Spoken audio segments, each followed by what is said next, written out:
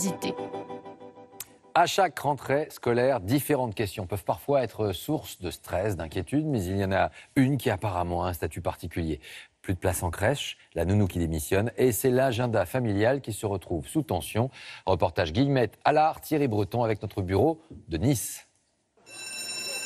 16h30, c'est l'heure des mamans. C'est aussi celle des nounous, à condition d'en avoir une. Bastian. Faute de babysitter pour Nina et Bastian, Bonjour mon chéri, ça va? c'est leur grand-mère qui vient les chercher. Aujourd'hui, on a fait des maths trop nuls, trop nazes. Pourquoi? Parce qu'on s'est cassé la tête, il y avait de la fumée qui sortait du nez et des oreilles, c'était vraiment horrible. Depuis la rentrée, Béatrice Rio-Seco s'occupe de ses petits-enfants jusqu'à l'arrivée de leur mère. Je pense que vous avez des devoirs à faire. Non, j'ai pas de Oh, comment ça, j'ai pas de devoirs? Je suis sûre que si. Une solution de dépannage pratique pour les enfants, mais contraignante pour Béatrice. C'est un peu dur pour moi parce que c'est fatigant. Tous les jours, rentrer à la maison, arriver vers 8h, faire à manger. J'ai un mari, j'ai des activités. Voilà, je peux pas tout arrêter. Quand le système D ne fonctionne pas, beaucoup de parents se tournent vers des professionnels. Dans cette agence de garde d'enfants, le téléphone n'arrête pas de sonner.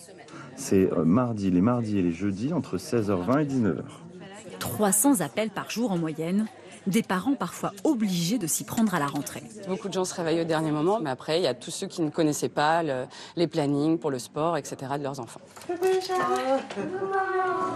Depuis 10 jours, Francisca Alavares, la maman de Bastian et Nina, traque les annonces sur Internet. Alors, t'as trouvé?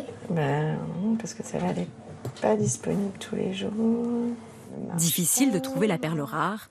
À contre-cœur, Francisca envisage d'embaucher 2 nounous au lieu d'une pour toute la semaine. C'est bien plus agréable d'avoir toujours la même personne. Il s'habitue à cette personne, il crée un lien spécial. Donc avoir 2 personnes, avoir à gérer, il va plus savoir quel jour vient, qui vient quel jour.